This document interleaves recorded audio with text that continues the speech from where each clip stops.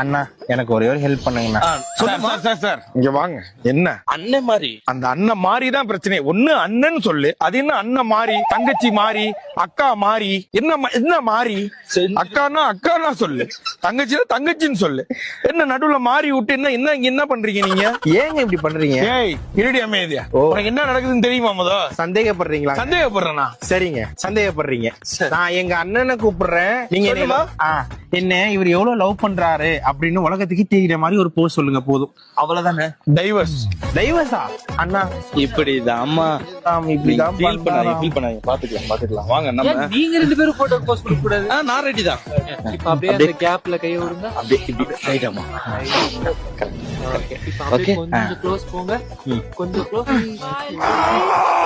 அண்ணன் மாறினோட நினைச்சண்டா. அண்ணன் மாறினோட நினைச்சண்டா. எங்கடா அந்த போட்டோகிராஃபி?